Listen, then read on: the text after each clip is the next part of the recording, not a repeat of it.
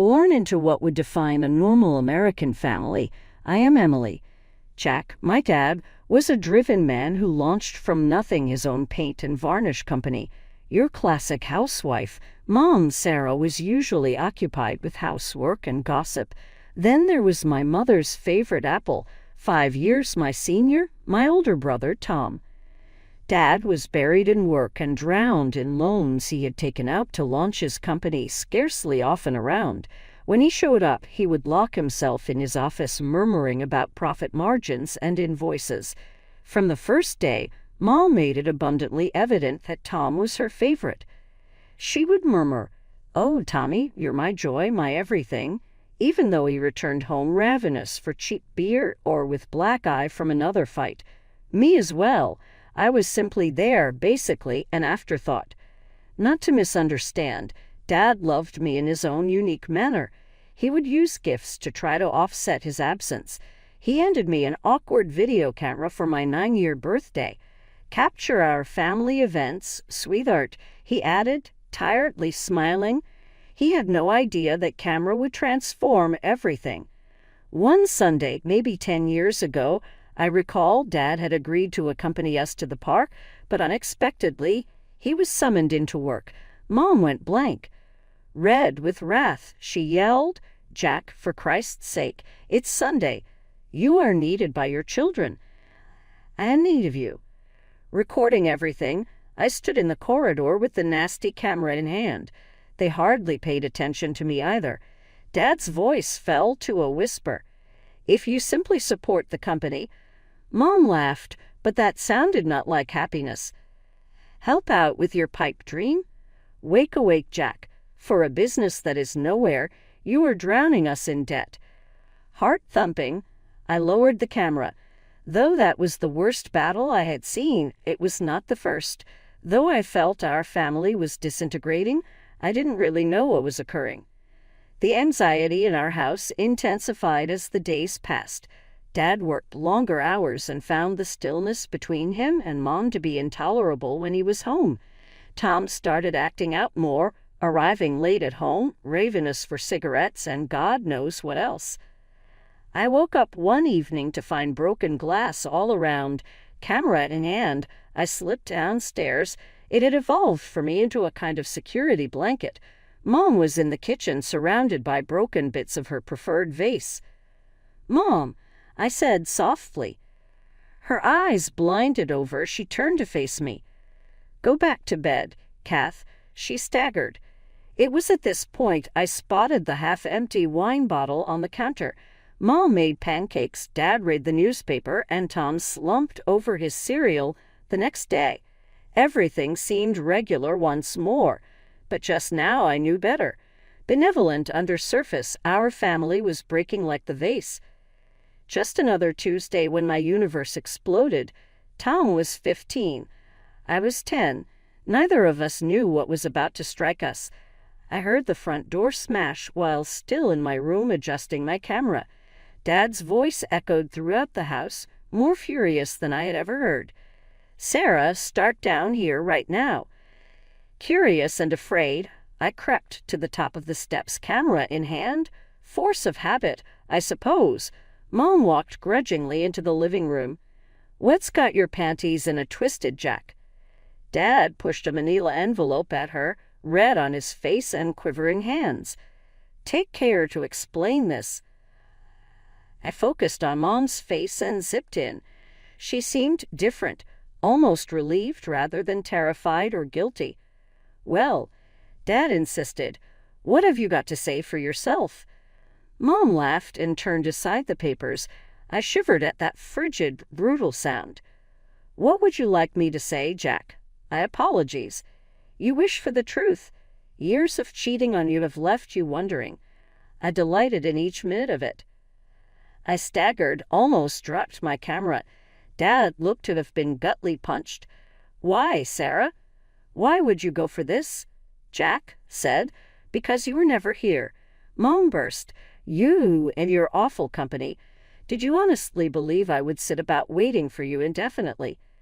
Dad responded softly, "I did it for us, for our family." Mom laughed heartily. Family questions. For what family? Jack, we have years of brokenness. I was merely the first one to acknowledge it. The debate carried on for hours. Though my arms hurt and tears burned in my eyes, I captured every agonizing minute of it. Too involved in their own drama, they never spotted me standing there. The next few weeks melted together. More shouting matches than I could count, subdued phone calls, and slammed doors abound. Spending most of his time isolated in his room, Tom withdrew yet more into his own world. Mom and Dad finally sat us down one evening. "Kids," Mom started, "your dad and I, we're getting a divorce. Sweetie, you will be staying with your father. Tom will be here with me." Tom shrugged as like he couldn't care less, but I could see relief in his eyes. Dad showed generosity. He left the house with Mom and began paying Tom his child support as well. At least physically, the relocation was swift and painless. Though it was little unlike the house we had left behind, our new apartment was ours. I thought I could breathe for the first time in years. Still, it wasn't easy. Working longer than ever, Dad sought to keep the company solvent and cover all expenses. On certain evenings, I would find him seated at the kitchen table, head in his hands, surrounded by bills. 5 years passed in a haze of homework, part-time work, and watching Dad fight to keep his company surviving. When everything changed once more, I was 15. This time things improved. Rachel was her name, and she whirled into our lives. I recall the day Dad first introduced us. On his face he wore a ridiculous smile not seen in years. "Kay, Emily, Rachel is here. She used to intern at the company. Now, well, we're seeing one other." Rachel grinned friendlily. "It's fantastic to have at last met Emily. Your dad always talks of you." I measured her, prepared to despise her on moral grounds, but something about Rachel made it impossible. She gazed at Dad like he hung the moon, real, kind, and honest. Rachel arrived in our life permanently not too long ago. She moved in a few months later, and our small flat seemed like a home once more. I listened one evening in the kitchen while they spoke. "Jack, my dad said, Dad's willing to finance that new production line you've been dreaming about," Rachel said. "He thinks of you, Jack." "We both do." I peered over the corner and saw Dad tightly hugging Rachel, whispering, "What did I do to deserve you?"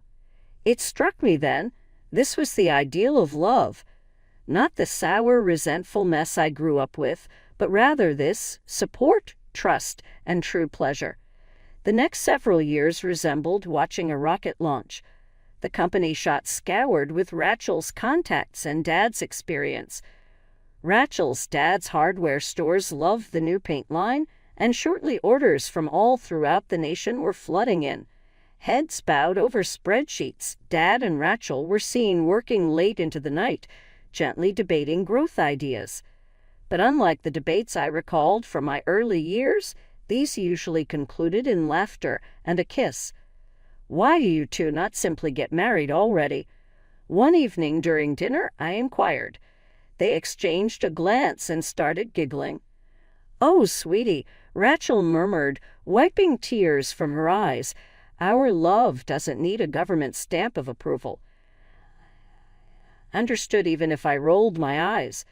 Their happiness counted just as much. Regarding me, well, I was doing really nicely too.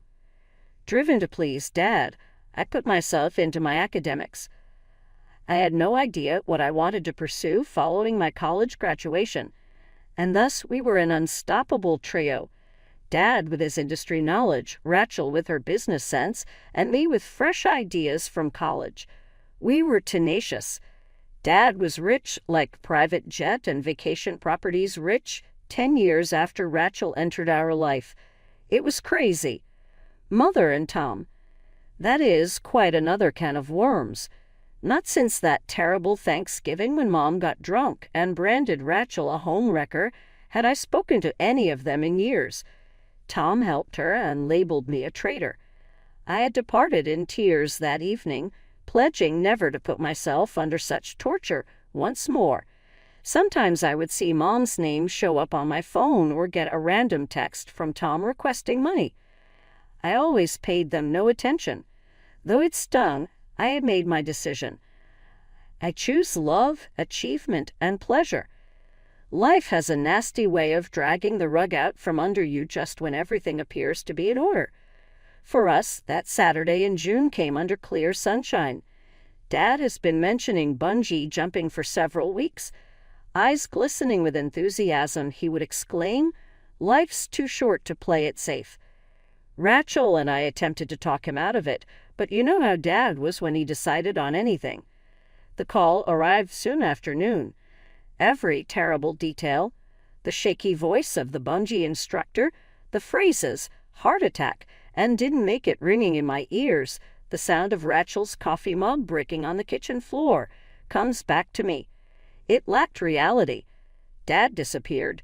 Taken down by a foolish bungee leap, the man who had created an empire from nothing had survived every storm life presented. To tell it straightforward, the funeral was essentially a performance. Half the city seemed to have turned there to pay their respects. Business colleagues in dark suits, staff members with red-rimmed eyes, acquaintances and relatives we hadn't seen in years. Though Dad would have despised all the commotion, his touching of so many lives filled my heart. And then Mom and Tom arrived. At first, I almost couldn't identify them. Mom appeared ancient. Her face was swollen and lined, eyes bloodshot. Tom slumped next to her, all muscle and attitude, looking as though he would much prefer be anywhere else. Though few rose behind us, their shouts carried. Mother's voice slurred. Well, Jack finally got what was coming to him. I bit my lip so forcefully I tasted blood. How brave they are! How dare they disrespect Dad like this whilst here? Still, it deteriorated. Mom's voice sank to a conspiratorial whisper that seemed louder than it had ever been. I heard his tiny partner paid for the bungee leap personally and set everything in order. Most likely understood his heart could not handle it. I guess wanted her hands on his money. I could no more bear it. I turned around, tears and wrath distorting my sight.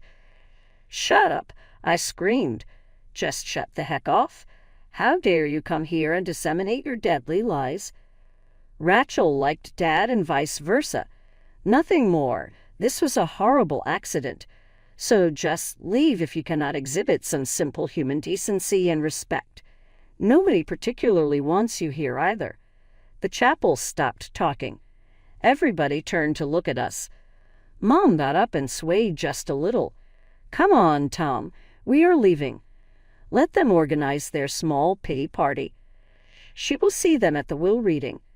The remainder of the funeral was lost in a fog of grief and resentment, but I couldn't get rid of the impression that our problems were only beginning as we stood beside Dad's grave and watched the casket lowered.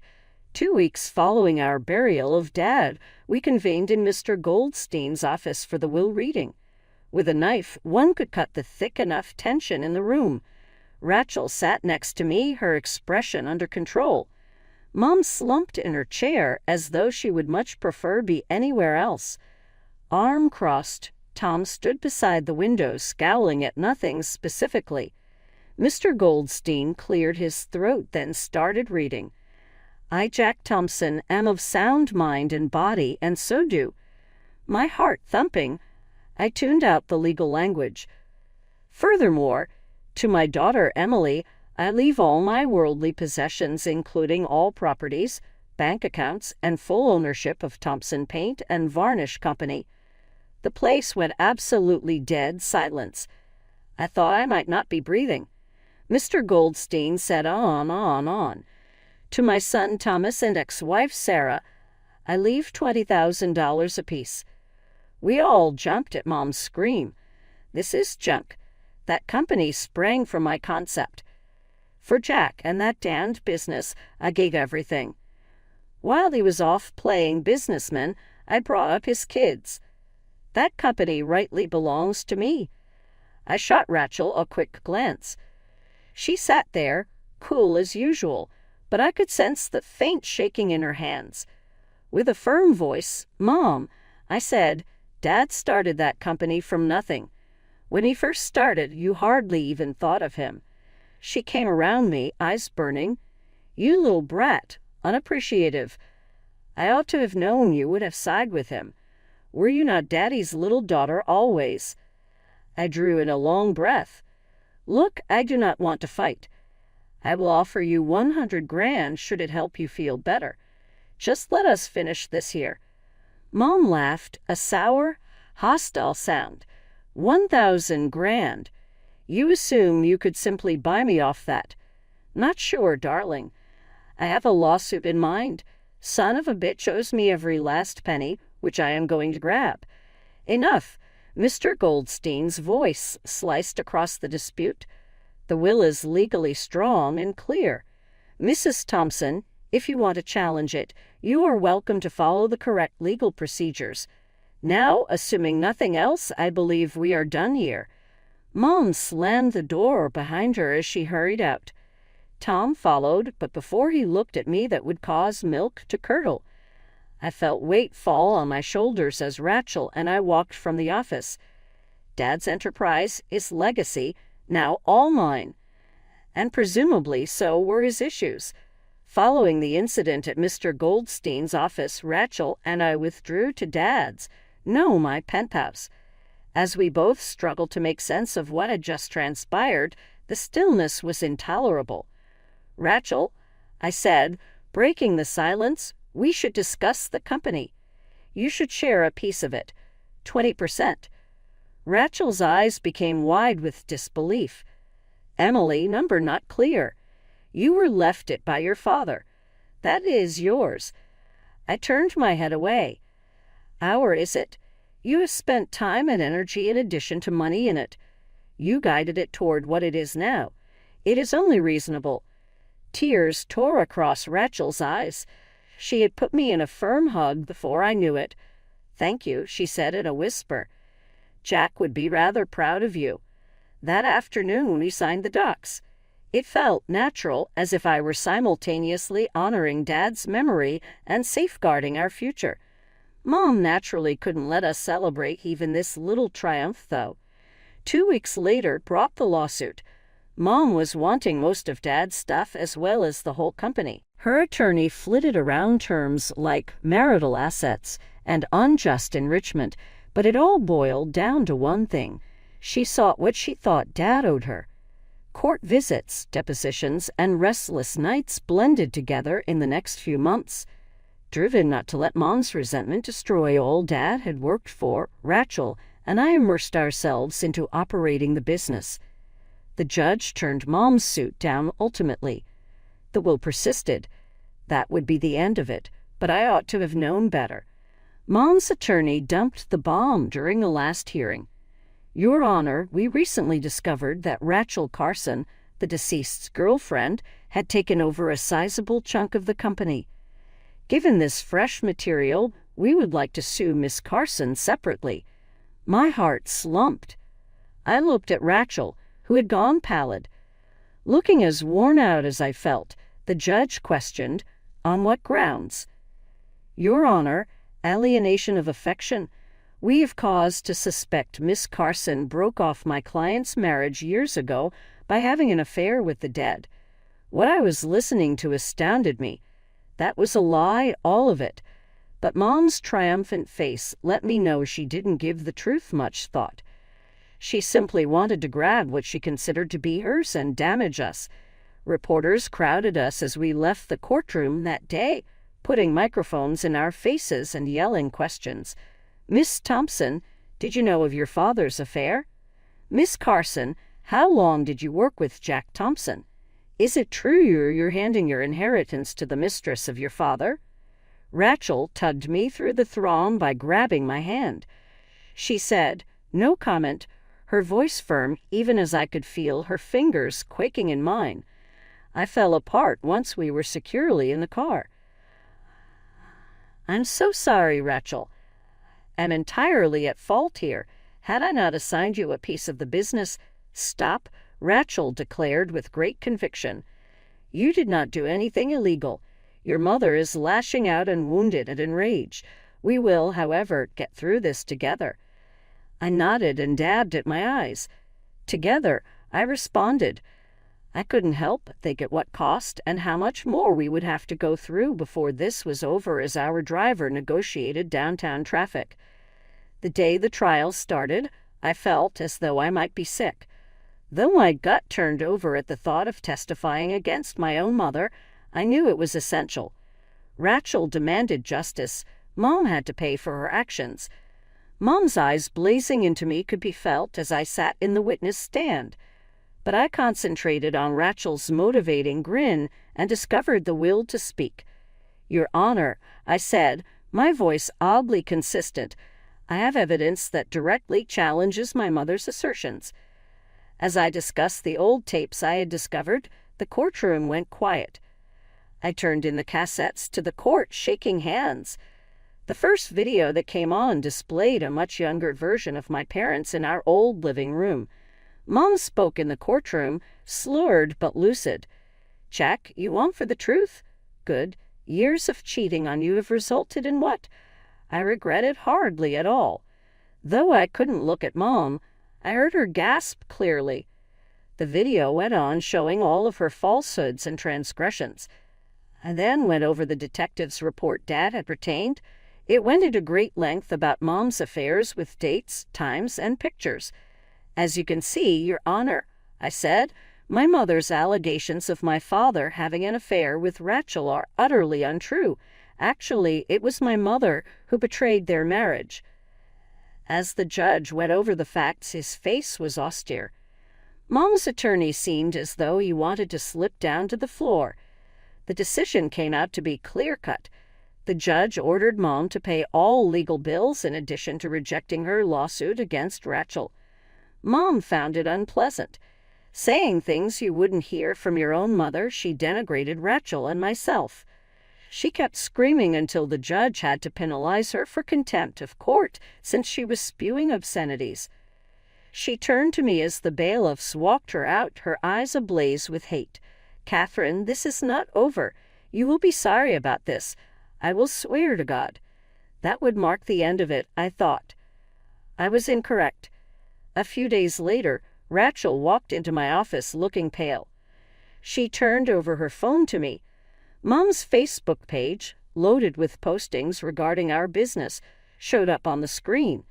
One post cried, Thompson Paint is drowning in debt.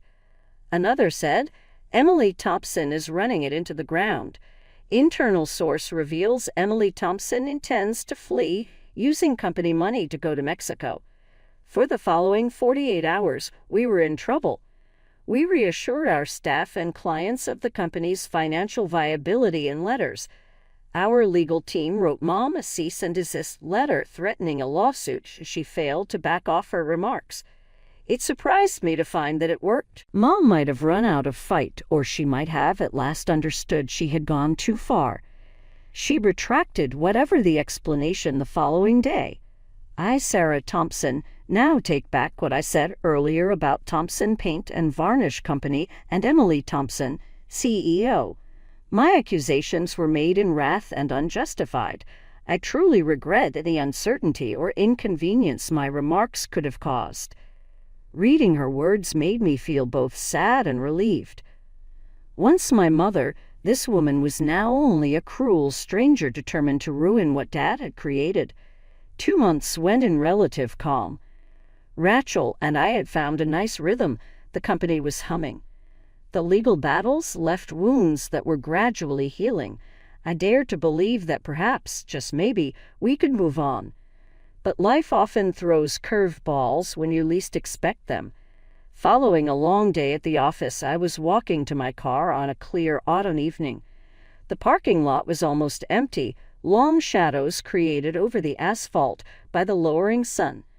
I froze as I stumbled for my keys, a familiar voice. Cater. Turning slowly, I barely believed what I was seeing. Looking small and worn, there was my mother. Mom, asks my voice just above a whisper. I said, "What are you doing here?" She shuffled her feet, not quite looking at me. "I have some thought about your offer.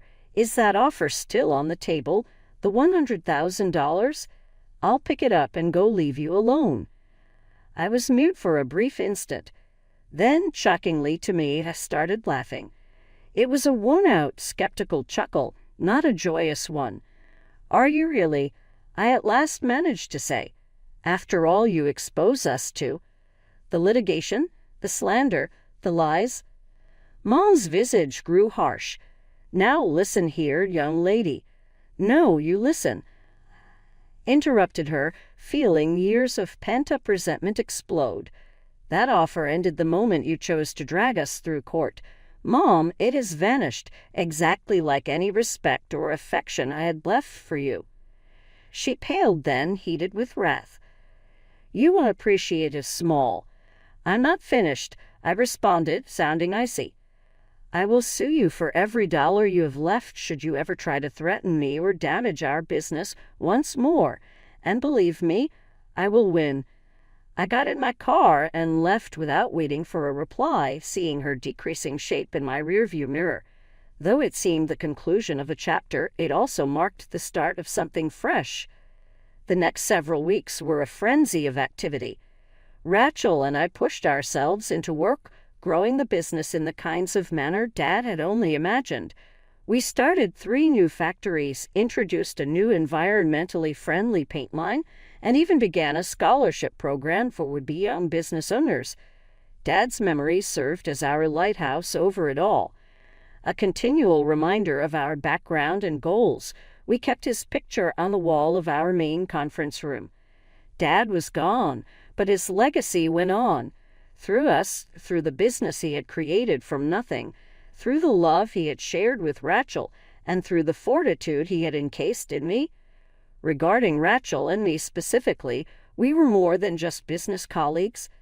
We were family, bonded more by love, respect, and a common dream than by blood.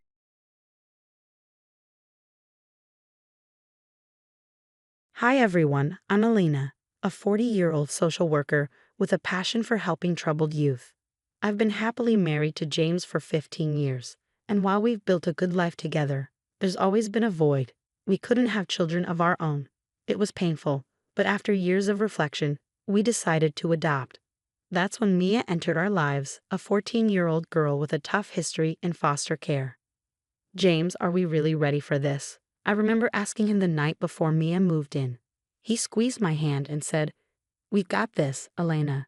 We'll give her the family she deserves." The first few months were anything but easy. Mia was distant, slamming doors and giving us the silent treatment, but I refused to give up. One day, I knocked on her door and asked, "Hey, Mia, want to go shopping?" She looked at me like I was crazy. "Why? So you can pretend to be my mom?" "Nope," I replied, "so I can see your style in action, maybe even steal some tips." That got a small smile out of her. It was progress, a tiny step forward. Slowly, I thought we were becoming a real family, but James was spending more and more time at work. Another late night? I'd ask, and he'd respond without even looking up from his phone. "Big project, honey. You understand." Thank goodness for Olivia, my best friend, who became my rock through it all. "You're doing amazing with Mia," she told me over coffee one morning. "I can see how much she's opening up to you." I beamed with pride. It wasn't easy, but it felt worth it. But then came the parent-teacher meetings. Mia was struggling in school. Determined to help, I advocated for her. "Mrs. Johnson, Mia has so much potential. She just needs extra support," I insisted to her English teacher. We developed a plan, and I started to feel like things were finally coming together. Mia's 15th birthday arrived, and I threw her a party. As I snapped a picture of us, I thought, this is it. We're finally a real family, but I had no idea what was coming next. One afternoon, while folding laundry, I couldn't shake a nagging feeling. Mia had been acting distant, more secretive than usual. At first, I chalked it up to teenage mood swings, but something felt off. "Mia, honey, is everything okay?" I called, knocking on her bedroom door. "I'm fine. Can I get some privacy?" she snapped. As I stepped back, I noticed a crumpled piece of paper in her jeans pocket. Curious, I pulled it out, a detention slip for skipping class with someone named Zoe. Later that night, I tried to talk to James about it. "I'm worried about Mia," I said. He barely glanced up from his phone. "She's a teenager, Elena. This is normal. Can we talk about it later? I've got a big presentation tomorrow." Frustration bubbled inside me, but I let it go. The next day, I confronted Mia about the detention. "Big mistake. You went through my stuff. What's wrong with you?" she screamed. "I'm just trying to help," I said, keeping my voice calm. "I don't need your help. You're not my real mom, remember?" Her words cut deep, and we argued until she stormed out, slamming the door so hard a picture fell off the wall. Little did I know, that fight was just the calm before the storm. The next morning, I got a call from Mia's school. My heart sank as I listened to the principal's voice. "Mrs. Harrison, we need you to come in immediately. There's been an accusation." Sitting in the principal's office, I felt like the world was spinning as a CPS worker explained that Mia had accused me of physical abuse. "This is absurd," I stammered. "I would never." But the CPS worker remained stone-faced. "We have to take all accusations seriously," she said. When I got home, James was waiting for me, anger etched on his face. "How could you, Elena?" he demanded. "James, please, you know I'd never hurt Mia," I pleaded, but he wasn't listening. "I think you should leave," he said, running his hands through his hair. "James, no, please. Just go, until we figure this out," he said coldly. I packed a bag with trembling hands, tears streaming down my face. As I walked toward the door, I caught a glimpse of Mia standing at the top of the stairs. For a brief moment, I thought I saw regret in her eyes, but it quickly vanished, replaced by a cold, unfeeling stare. I ended up on Olivia's doorstep, a sobbing mess. "Oh, honey," she said, pulling me into her arms. "We'll figure this out, I promise." As I lay on her couch that night, unable to sleep, one thought raced through my mind. How did everything fall apart so quickly? And more importantly, how on earth am I going to fix this? I woke up on Olivia's couch, my eyes puffy from crying. For a moment, I hoped it had all been a bad dream. But the ache in my chest told me otherwise. This was my new reality, and I had no choice but to face it head on. "We need a plan," Olivia said over coffee. "You can't just sit back and let them destroy your life." She was right. I nodded, feeling a new sense of determination rising within me. "I'm going to fight this." My first step was hiring a private investigator. I scraped together what money I had and found Marcus, a no-nonsense ex-cop known for uncovering the truth. "Tell me everything," he said, pen poised over a notepad. I didn't hold back. I spilled it all: Mia's troubled past, her recent behavior, James's growing distance.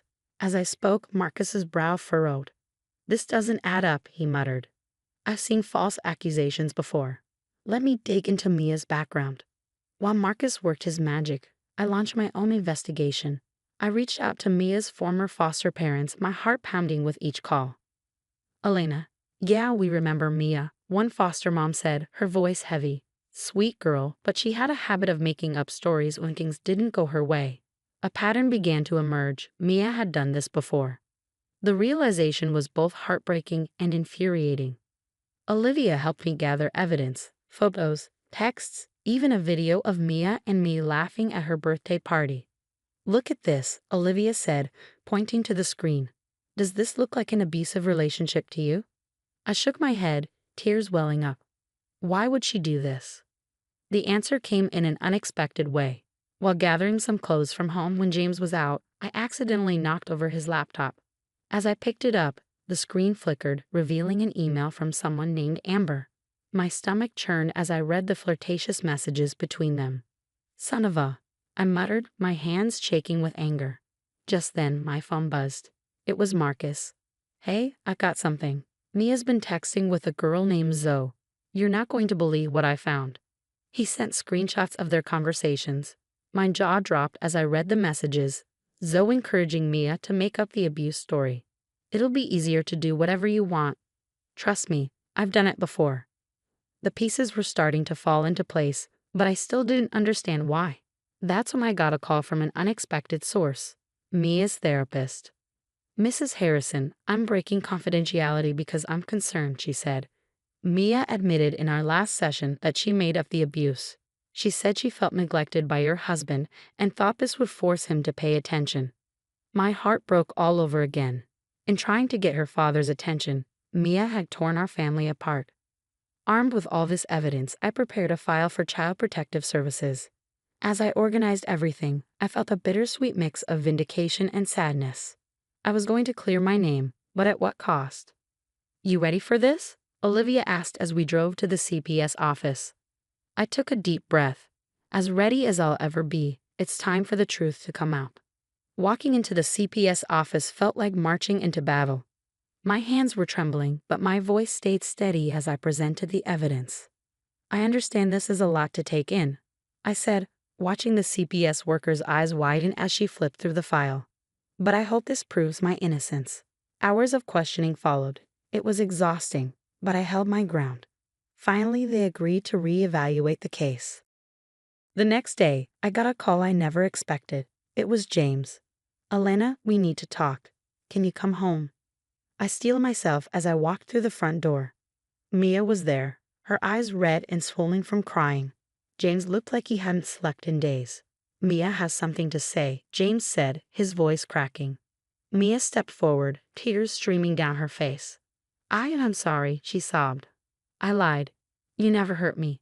I wanted Dad to notice me. The confession hit me like a ton of bricks.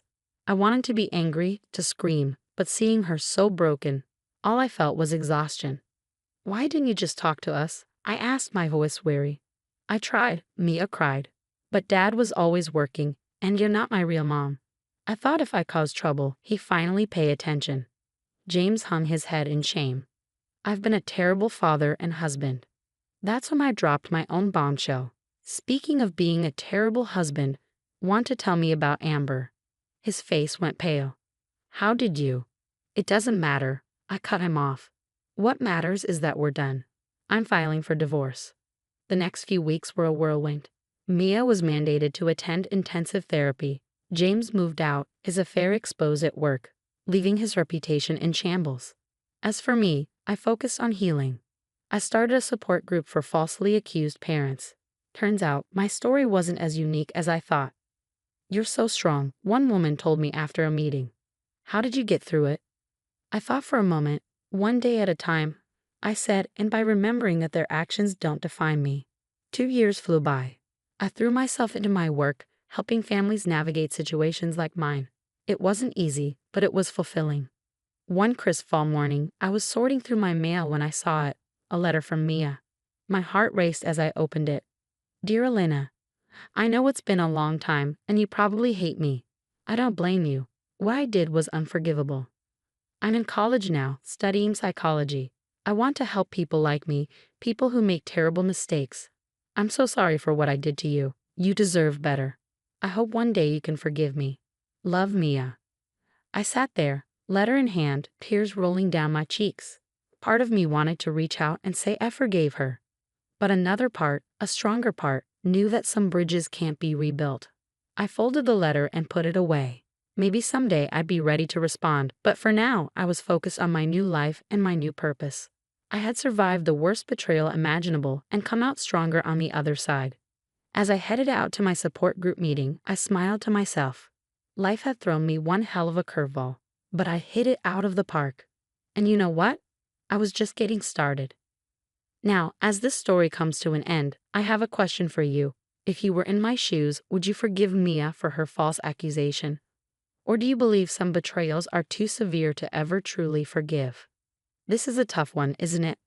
There's no easy answer. Share your thoughts in the comments below.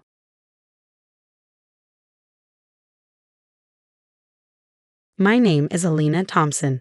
I'm a 35-year-old marketing executive and a single mom to my incredible 10-year-old son, Ethan. As usual, my morning is a whirlwind. I'm in the kitchen, scrambling to pack Ethan's lunch while simultaneously firing off work emails on my phone. Chaos, yes, but it's my life. Mom, have you seen my science project? Ethan shouts from upstairs. I sigh, momentarily pausing my multitasking. Check the living room, honey. I think I saw it on the coffee table. Just as I return to my emails, my phone buzzes. It's a message from my brother. Mike. Hey sis. Emma and I can pick up Ethan from soccer practice today if you need us to. Relief floods through me. That would be amazing, Mike. Thanks. Mike and his wife, Emma, have been my rock since Ethan was born. They live just a few blocks away and are always willing to help out. Emma, in particular, has boundless energy when it comes to Ethan. Later that evening, I'm in the kitchen preparing dinner when Emma brings Ethan home. She hovers, her eyes scanning the cluttered countertops and the pile of dishes in the sink. Busy day? She asks, her tone overly sweet. I nod, suppressing the irritation building inside me. Yeah, you know how it is.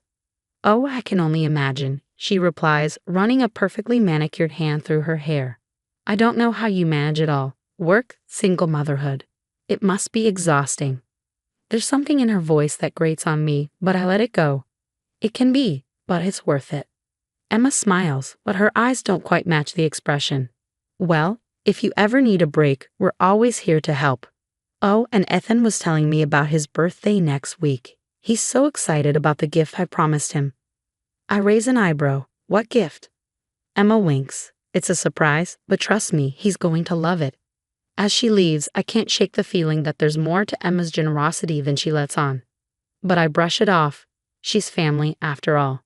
The next morning, I'm in a meeting when a text from Ethan comes through. Mom, Aunt Emma got me the new gaming console for my birthday. Can't wait to play it. My stomach drops. The console he's been begging for is outrageously expensive. Why would Emma promise him something like that without discussing it with me first? That evening, I confront her. Emma, you really didn't have to get him that. It's too much. She waves her hand dismissively. Oh, don't be silly. Nothing's too much for our Ethan. Besides, I know you've been busy, so I wanted to help. Her words sting, but I force a smile. Thanks, I appreciate it. As I watch her chat animatedly with Ethan about his party, I can't help feeling a pang of something, jealousy, unease. I'm not sure. But as Ethan's excitement builds, I push my feelings aside. What could possibly go wrong? The day of Ethan's birthday party arrives, and the house is alive with energy. Kids are running around, parents are chatting, and the smell of fresh-baked cake fills the air. I'm in the kitchen putting the finishing touches on the snacks when Emma bursts in, carrying a massive, beautifully wrapped box. Where's the birthday boy? She calls out, her eyes sparkling. Ethan rushes into the room, his face lighting up when he sees the gift. Is that for me, Aunt Emma? You bet it is, champ. Emma grins as she sets the box down in front of him. I watch as Ethan tears into the wrapping, revealing the gaming console he's been dreaming about. The room fills with gasps and excited whispers. Ethan throws his arms around Emma, beaming. Wow, Emma, one of the other moms exclaims. That's quite the gift. Emma basks in the attention. Only the best for my favorite nephew. A wave of inadequacy washes over me, but I push it aside. This is Ethan's day, and his happiness is all that matters. The party is in full swing when I notice Ethan looking pale. I rush to his side, alarmed. Honey, are you okay? Before he can respond, he doubles over and vomits, his small body shaking violently. Panic claws at my chest. Someone call 911. I scream, holding Ethan tightly as he convulses in my arms. The next few hours blur together. Sirens, hospital corridors, doctors talking in rushed tones. I pace the waiting room, my heart lodged in my throat. Then a doctor approaches, his expression grim. Miss Thompson, we've completed Ethan's toxicology report. My world screeches to a halt. Toxicology? What do you mean? The doctor's words hit me like a freight train. Your son ingested a dangerous combination of drugs. We're doing everything we can. But do you have any idea how this could have happened? Numb with shock, I shake my head. No, he was at his birthday party, surrounded by family and friends.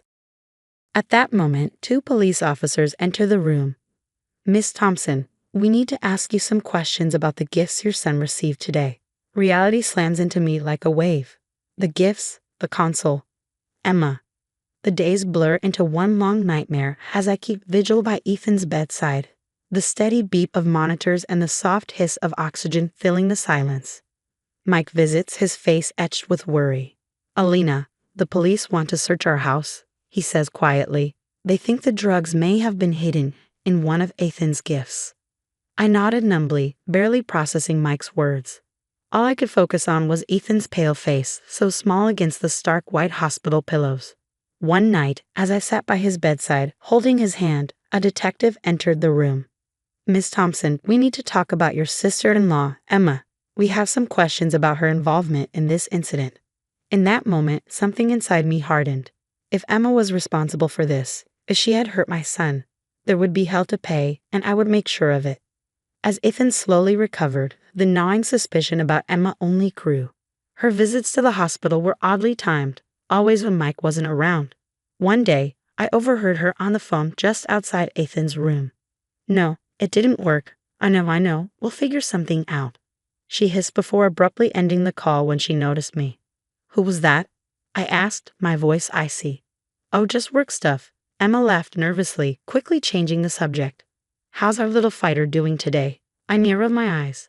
"Our little fighter? He's my son, Emma." Later that evening, I confided in Mike about my suspicions. His reaction floored me. "Are you serious, Alina? Emma, she loves Ethan. How could you even think that?" "Mike, something's not right. The way she's been acting." He cut me off. "Stop it. You're stressed and looking for someone to blame. Emma would never hurt Ethan." Frustrated and feeling completely alone, I turned to my coworker, Jason, over coffee. "I need your help," I confessed. "I think Emma might be behind what happened to Ethan, but I can't prove it." Jason's eyes widened. "That's a serious accusation. What do you need? Can you dig into her background? There's got to be something we're missing." A few days later, Jason called me, his voice urgent. "Alina, you need to see this." He showed me what he had found. Records Emma had carefully hidden. Past drug charges, petty theft, even a stint in rehab. My blood ran cold. "Mike needs to see this," I said, but when I showed him, he exploded. "You had no right. This is ancient history. Emma's changed." Our relationship fractured at that moment, but I wasn't done. Desperate for answers, I took matters into my own hands. I installed hidden cameras in the house, the invasion of privacy making my skin crawl. But I was determined to uncover the truth. It didn't take long. The next time Emma came over to help out, I watched in horror as she rifled through Ethan's medication, slipping something into the bottles. Rage surged through me. I confronted her immediately. "I saw what you did, Emma. It's over." Her face twisted in panic. "You don't understand. I had to do it." "Had to do what?" "Poison my son." "No, I just wanted him to get sick. Just enough so you'd need me, so I could be the one to save him." Her voice cracked with desperation. "I didn't mean to hurt him. It was supposed to be harmless, just enough to make him ill.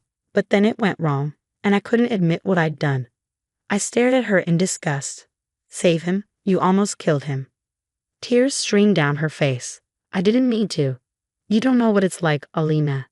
You have everything, a great job, a beautiful son. I just wanted to be needed, to be the hero for once." I felt sick to my core. "You're sick, Emma. You need help. Please," she begged, grabbing my arm. "Don't tell Mike. We can fix this. I'll leave. I'll never bother you again. Just don't ruin my life over one mistake." I yanked my arm free, my voice cold. "One mistake. You've been lying and manipulating us for years. This ends now." As I reached for my phone to call the police, Emma's eyes darkened, her expression turning cold. "If you do this, I'll tell them it was you," she threatened, her voice low and venomous. "I'll say you've been abusing Ethan, that you set me up. That'll be your word against mine." In that instant, I realized how truly dangerous Emma was. She wasn't just desperate. She was calculating, capable of turning everything against me. But I'd be damned if I let her threaten my family ever again. "Try it," I snarled. "I dare you." As I dialed 911, Emma's bravado crumbled, her face twisting with panic as the weight of her actions finally sank in.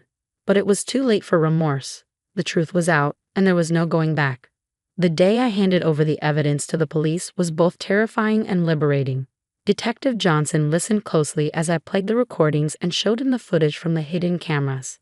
"This is substantial evidence, Ms. Thompson," he said gravely. "We'll bring Emma in for questioning immediately." I stood by the window, watching as police cars pulled up to Mike and Emma's house. The sight of her being led out in handcuffs felt surreal. Mike's face was a mask of shock and disbelief. Later that evening, Mike came to my door, his eyes red and swollen. "Is it true?" he asked, his voice breaking. I nodded, my heart aching for my brother. "I'm so sorry, Mike." He collapsed into my arms, sobbing. How could I have been so blind? In court, Emma's carefully constructed facade finally shattered. Her testimony revealed a twisted plan born of jealousy and desperation. She confessed to tampering with Ethan's medication, admitting that she had intended to frame me for neglect. "I just wanted to be the hero," she sobbed on the stand. "I wanted Alina to fail so I could swoop in and save the day." The jury's verdict was swift, guilty on all counts. As the judge sentenced Emma to 15 years in prison, I felt a weight lift from my shoulders. It was over. 2 years later, life has settled into a new rhythm. Ethan, now 12, is thriving in school and shows no lasting effects from what he went through. I've poured myself into my work, earning a promotion to vice president of marketing. Mike and I have slowly started to rebuild our relationship. It hasn't been easy, but we're getting there. He's in therapy, working through the trauma of Emma's betrayal. "I don't know if I'll ever be able to trust again," he confided in me during a recent visit. "But I'm trying, for you and for Ethan." We've heard through the grapevine that Emma isn't faring well in prison. She's fallen back into old habits, isolated and struggling with addiction again. Part of me feels a twisted sense of satisfaction, but mostly, I just feel pity. As for me, I've learned valuable lessons about trust and the importance of real family. Ethan and I have grown closer than ever, our bond stronger for having weathered the storm together. "Mom," Ethan said to me the other day, "I'm glad it's just us now. You're all the family I need." His words brought tears to my eyes. We've been through hell, but we've come out the other side stronger. That night, as I tucked him into bed, I realized that sometimes the family you choose is more important than the one you're born into. Sitting here now, watching Ethan play in the backyard, I feel a sense of peace I haven't known in years.